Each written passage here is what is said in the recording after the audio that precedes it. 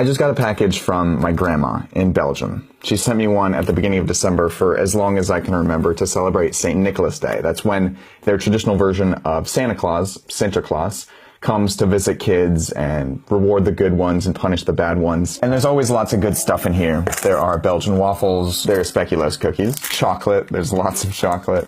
And then, sometimes, there's this. This is Zwarte Piet, and that's Dutch for Black Pete, and he's St. Nicholas's traditional assistant. He's the guy who carries all the presents around and punishes all the bad kids. You can kind of think of him like one of Santa's elves, except he is a blackface caricature. Black Pete has painted black skin and big gold hoop earrings and oversized red lips, and he wears colorful Renaissance-era clothing. Throughout Belgium and the Netherlands, people dress up as Black Pete around St. Nicholas Day. This is what that looked like in 1930 in a small town north of Amsterdam, and in 1970 at a local gym, and in 2006 at an elementary school, and in 2014 at a parade. I grew up with this tradition in Belgium. People dressed up as Black Pete and St. Nicholas would come visit my school and take pictures and pass out candy. But Black Pete is a racist caricature.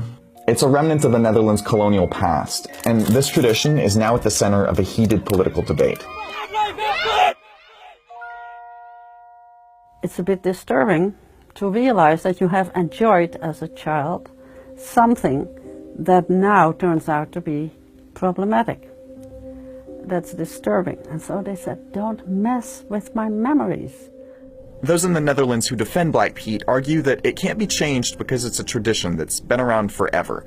The Prime Minister even made this argument when he was asked about it at a nuclear security summit in 2014. Because what I said is that Black Pete is black, and I cannot change that, because the name is Black Pete.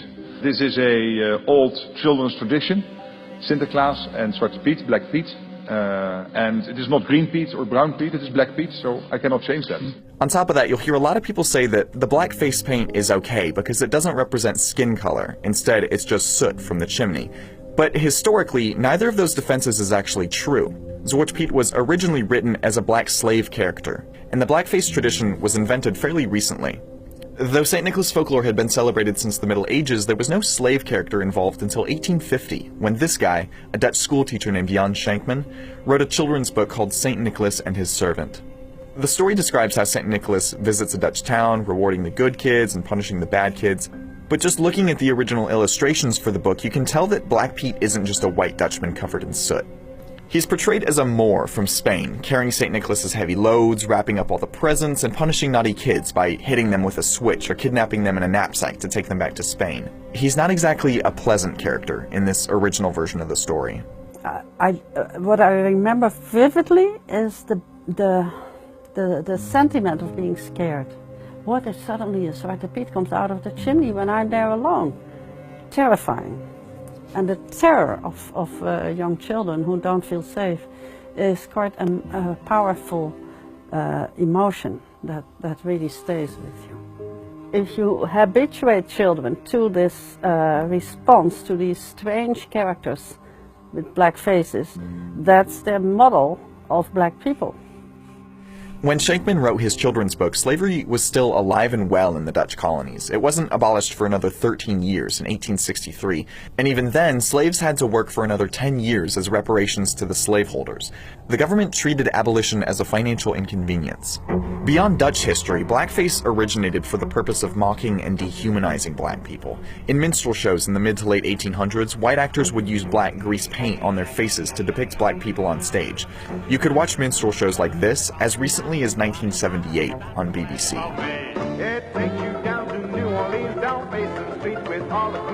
Taking place in societies that systematically mistreated black people, these portrayals served as a tool of oppression.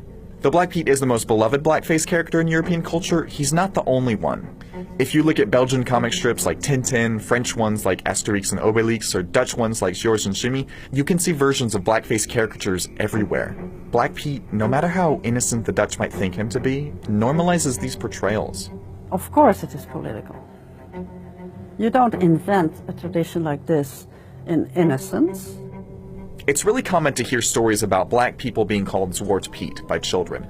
It also serves as a basis for racialized bullying in schools. Black children are hurt, and parents are keeping their children home from school rather than send them to grow up with this stereotype that makes them feel that they're inferior to the white kid. And it's common to hear people saying that black people in the Netherlands are totally okay with it, that their black neighbor or black friend actually likes it.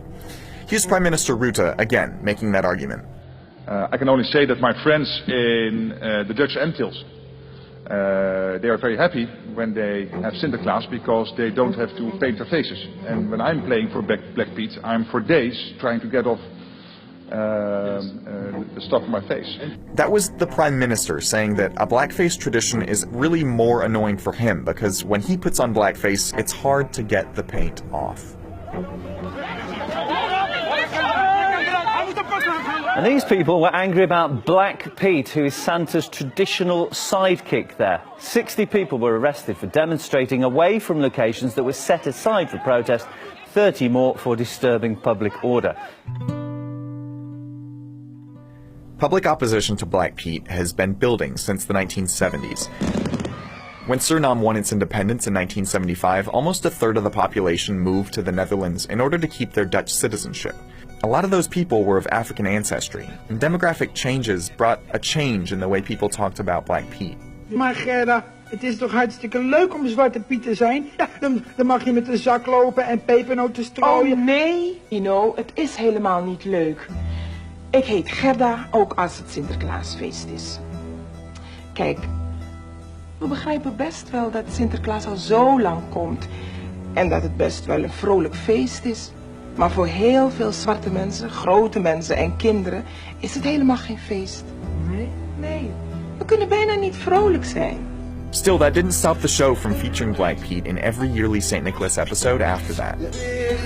Dat is Sinterklaas niet! Protest grew, steadily, getting international attention in 2011 when two protesters from an awareness campaign called Zwarte Piet is Racism were violently arrested in the city of Dordrecht.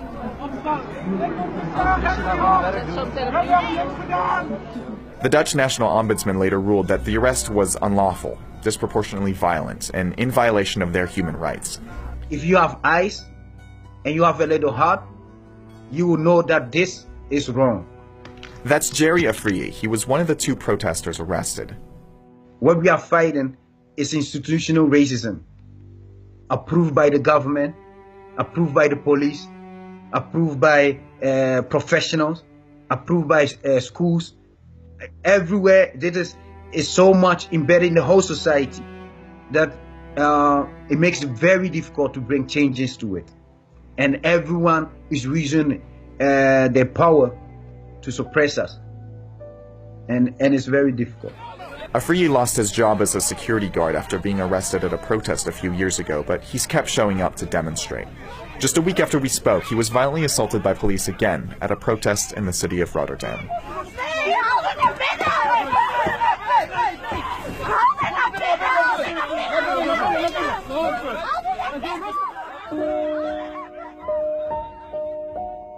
In July 2014, Amsterdam's regional court ruled that Black Pete was, quote, a negative stereotype of black people, stating that the mayor had 6 weeks to remove Black Pete from city celebrations.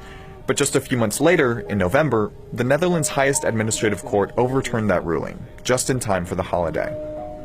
Nou, omdat dit hoort tot onze cultuur. Dat zijn onze waarden, normen, dat zijn onze tradities die we hebben. En die willen we gewoon behouden. En die laten we niet afnemen door een klein groepje extremisten die Zwarte Piet misbruiken om hun eigen frustratie te uiten. But in August 2015, a UN committee in Geneva called on the Dutch government to get rid of the aspects of Black Pete that promote black stereotypes. Since then, parade organizers have made some efforts to gradually minimize Black Pete's racist characteristics. My job, being the spokesperson of Santa Claus, is to make the party of Santa Claus for everybody. Not only the white people in the villages, but for everybody in the cities, in the bigger cities.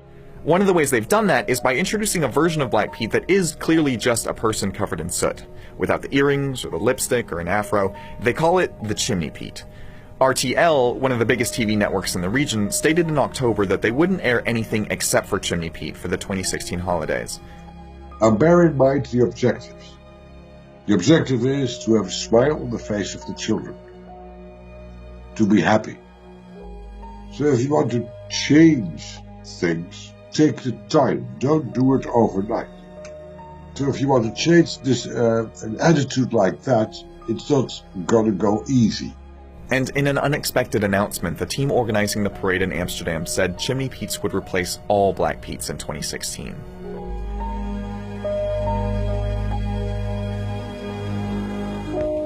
But changing a tradition like this is slow and difficult. Every move away from Black Pete has been met with resistance. A Jamaican researcher on the UN panel was met with a flurry of racist emails after their statement was released. A group in the northern Netherlands that was planning on dressing as multicolored rainbow Pete's had to cancel their plans after getting death threats. And a Dutch contestant at the 2013 Eurovision music competition received racist messages and death threats after she spoke out against the custom. And how could you possibly make this such a big deal? Because they have been trained this way in childhood. People defend the tradition because it was important to their childhood, and they want to pass it on to their children. But understanding the impact this has on children could also be the key to changing public opinion. Just this year, the National Children's Ombudsman released a report arguing that the tradition violates children's rights regarding equal treatment and protection from discrimination. It has tormented a lot of black people, even children, who start to hate their own skin color, you know, who come home to the parents crying and saying stuff like, I don't want to be black, you know, it's dirty, you know, people are calling me Swart Pete, that I'm dirty, my skin color, you know, it's very confusing and dramatic.